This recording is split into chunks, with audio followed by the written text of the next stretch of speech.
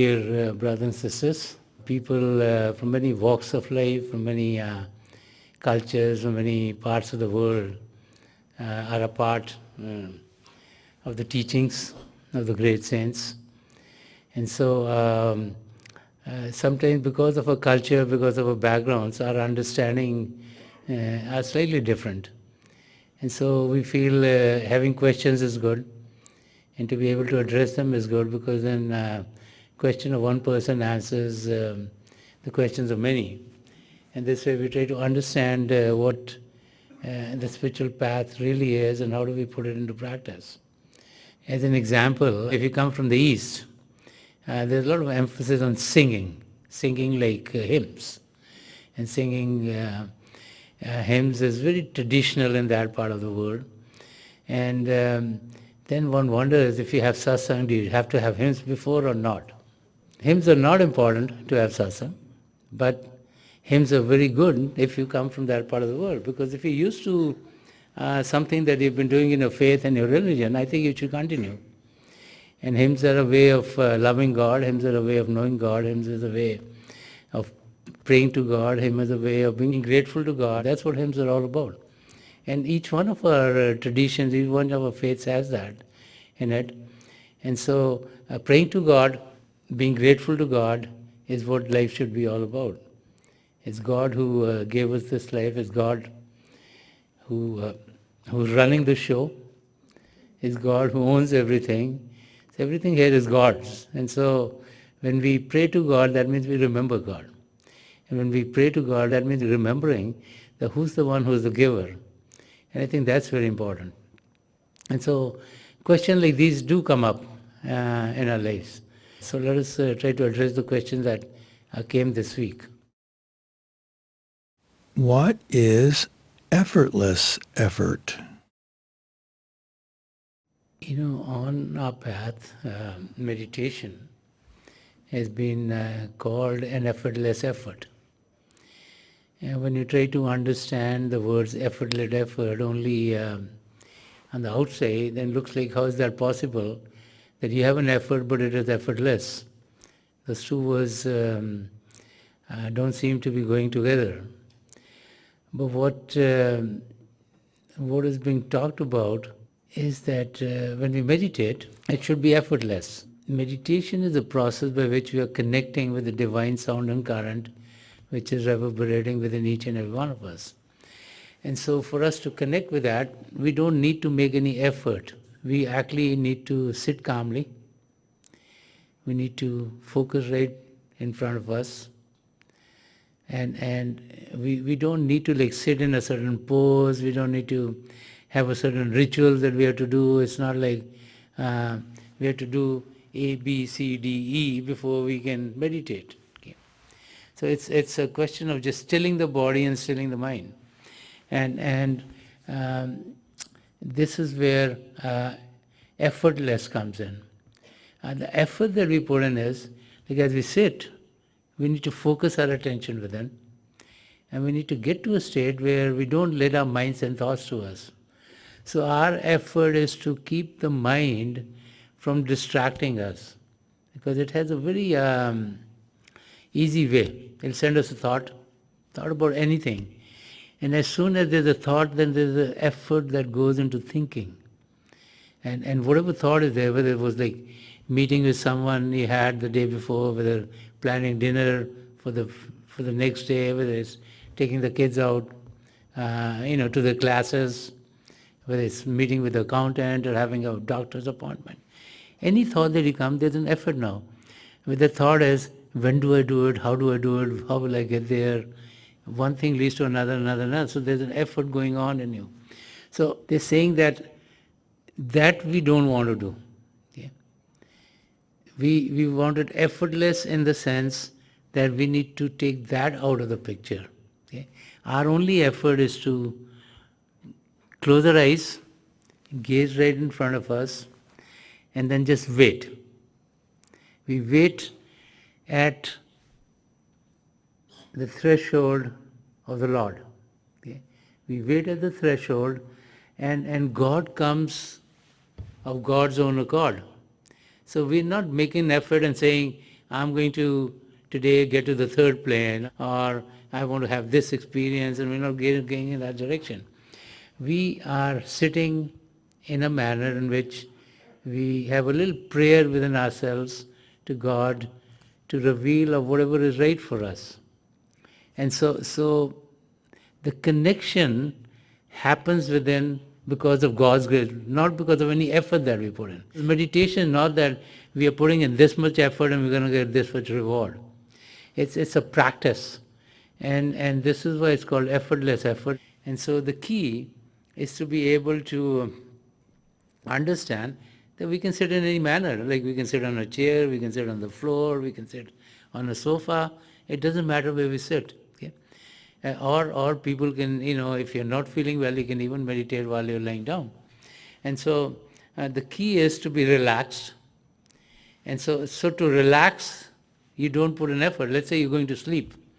So before sleeping, you're not putting an effort. You don't have a ritual like you run 10 miles an hour or something, or you do something. So you don't have a ritual, just go and relax. And same thing with meditation.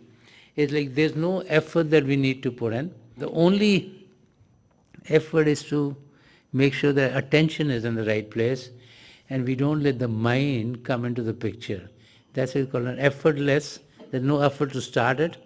Effort, like there's no effort that is needed to start meditation, but there's an effort that you want to be focused on the inner spiritual regions, on the light and sound of God, rather than have your attention go on the outside. Because anything on the outside is going to bring thoughts to us. Any thought is going to be a distraction. What is positive mysticism? Positive mysticism is a word that was coined by Sant Rajinder Singh Maharaj. Because, meditation, even though it's been prevalent for thousands of years, became more popular in the West in the last 40, 50 years. Okay? And many young people who started to go towards meditation, spirituality, started to think like they have to leave their homes. They have to maybe go to the mountains, the banks of a river, negate life, and just try to find their spiritual connection with God.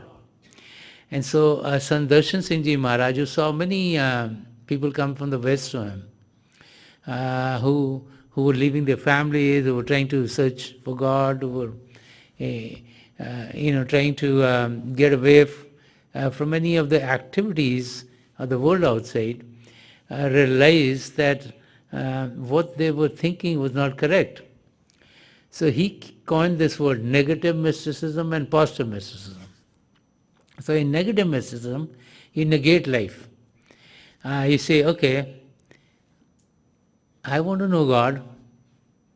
I don't care about my relations with anyone because I want to find God, because that's the purpose of life.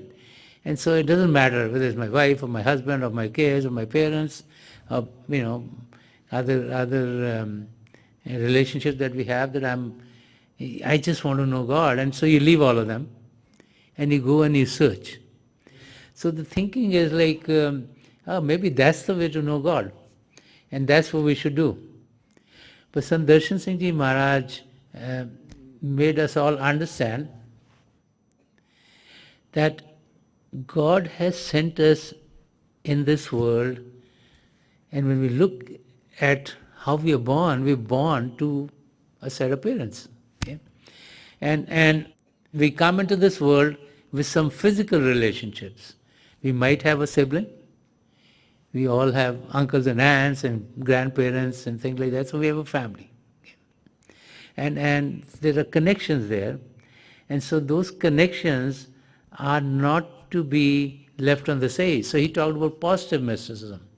The positive mysticism is like we live in the world, and while living in the world, we know God.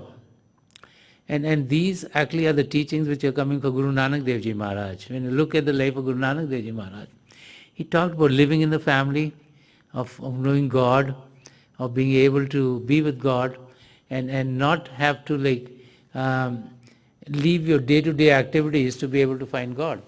And so these teachings are telling us that we definitely can know God while we live in our cultures, in our families, where we take care of our responsibilities, where we are standing on our own feet, we're making our own living so that we can support our families.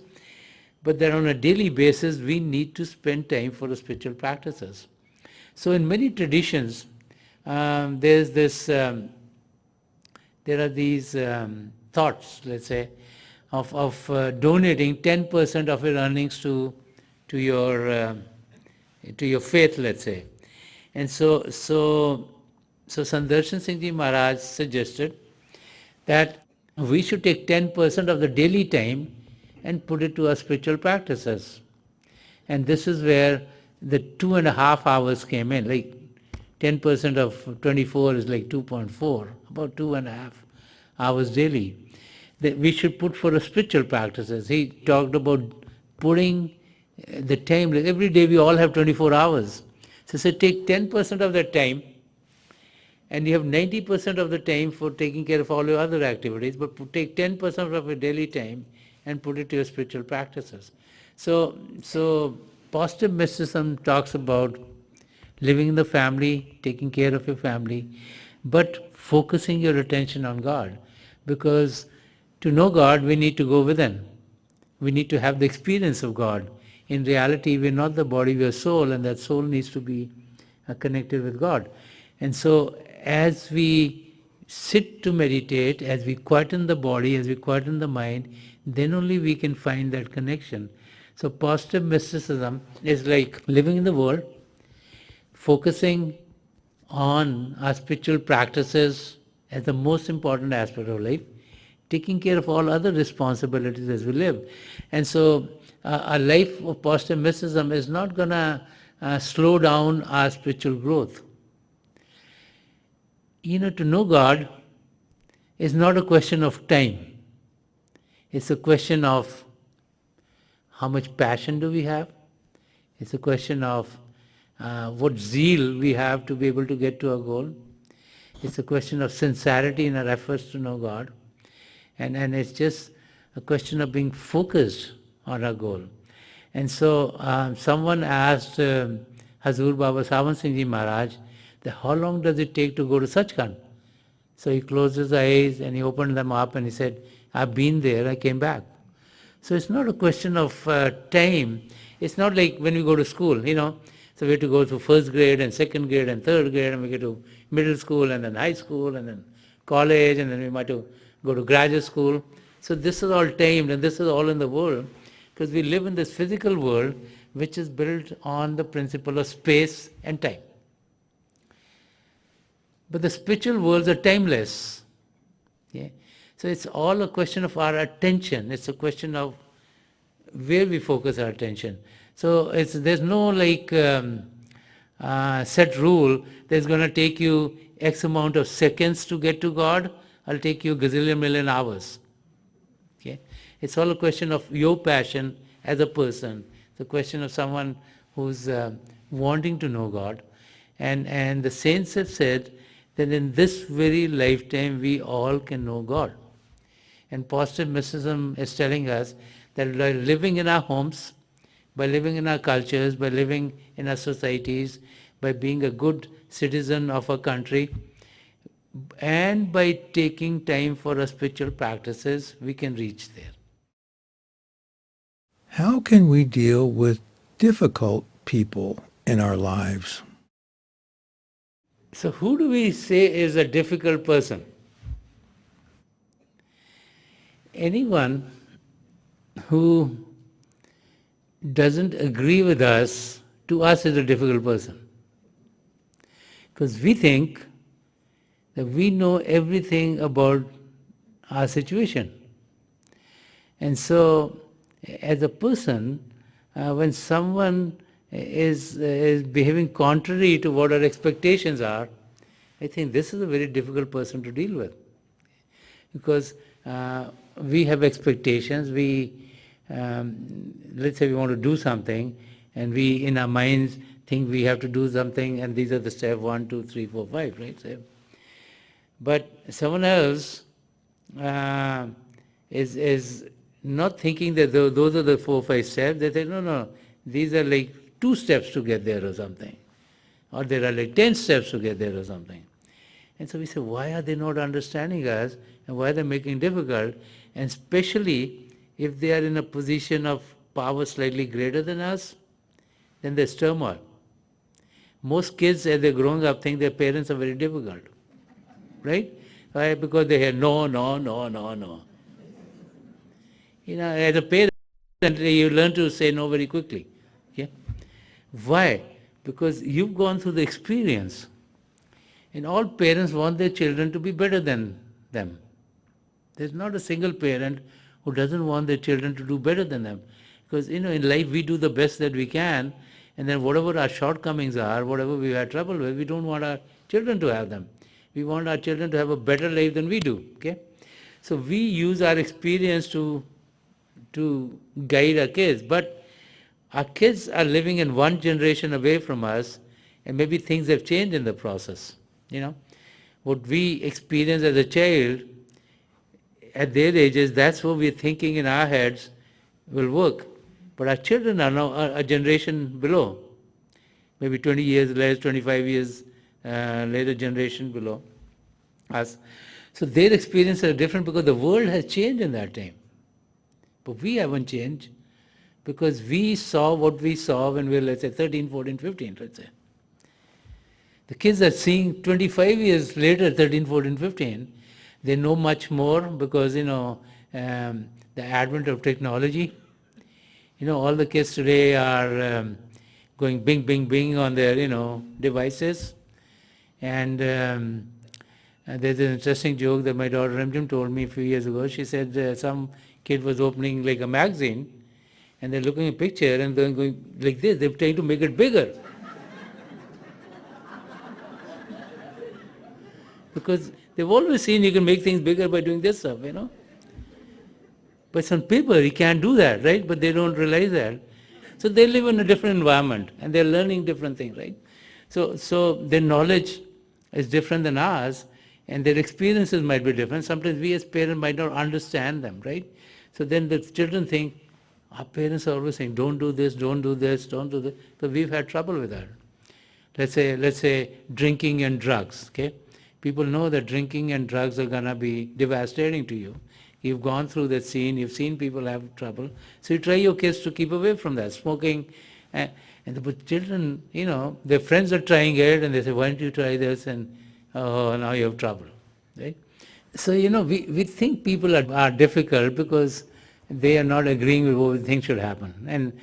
Or they're always trying to put a barrier in us being able to do something, So we should, as a person who thinks that someone is difficult to deal with, and they're difficult people, we should first try to analyze, like whatever interaction we have with them, if they are really difficult, or is there some difficulty in our understanding their relationship with us or their reaction to what we say. So if we do an analysis and if we realize that maybe they are also right, because more than one person can be right at the same time. It's not that, let's say the goal is here, so you can go this way and you can go this way too, So we need to be open to think of other ways also and realize if the difficulty is with us, then we need to fix ourselves. We need to realize that anger is not going to do us any good. Yeah? But if we feel like the other person is really being very difficult to us and we are quite correct and they maybe not understanding us or they're not doing this, then we should not be angry at them, we should respond to them with love. And if we keep on responding with love, with time they'll definitely change. There's this interesting story from the life of Lord Buddha. It is said that Lord Buddha, with some of his disciples, was invited to the home of someone. But when he went there, the people of the house started to criticize Lord Buddha very badly. And they started saying this thing and that thing against him. And so the disciples were getting very upset. No disciple can hear anything being said wrong about their spiritual master. Yeah? So, and then as those people in the house were getting very angry at Lord Buddha, he stopped them and he told them that the anger that they sent to me, I do not accept. So if we don't accept the anger of the other person who we think is difficult, then we are able to put it on the side, then where will it remain? It will remain with them. If we react to what they're doing or what they're saying, then it escalates where there are more difficulties. So the key is, if we feel there is someone who's very problematic in our life, then we need to be still loving to them. You know, as they're saying, if they won't change their ways, why should we change our ways? There's a letter which was written by Hazur Baba Sawan Singh Ji Maharaj to Sant Kripal Singh Ji Maharaj, in which I think Sant Kripal Singh Ji Maharaj was asking about some situation, and Hazur wrote back that if they don't change their ways, meaning that the people who are difficult don't change them, why should we, who are loving and caring people, change our ways? And how do we become loving and caring? If we meditate, if we connect with the source of all peace and the source of all tranquility, which is within ourselves, then only we can deal with other people peacefully.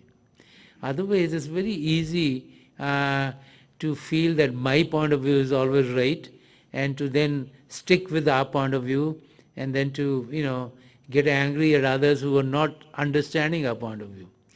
But if we get to a state where we realize that, okay, if they're not understanding, they're not understanding, they're angry, they're angry, but we are not going to let us be angry.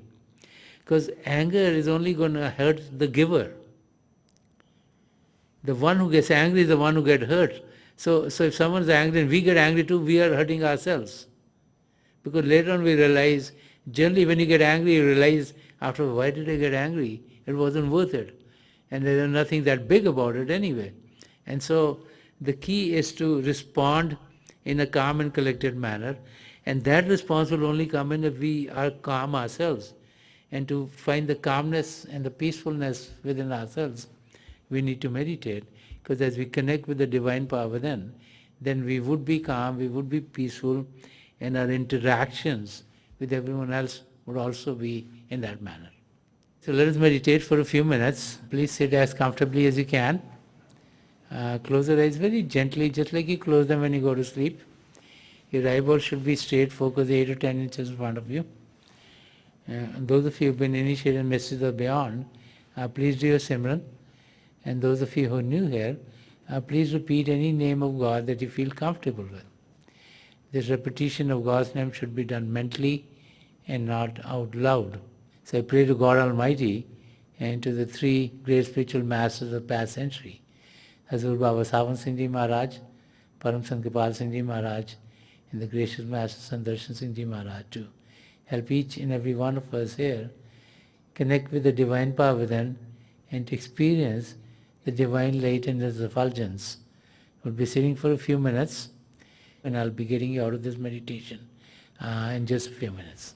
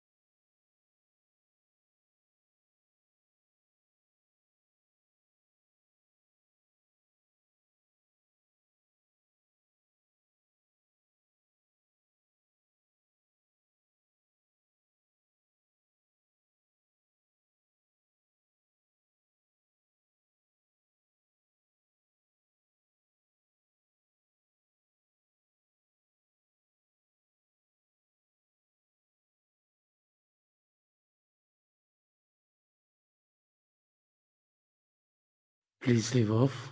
Please leave off.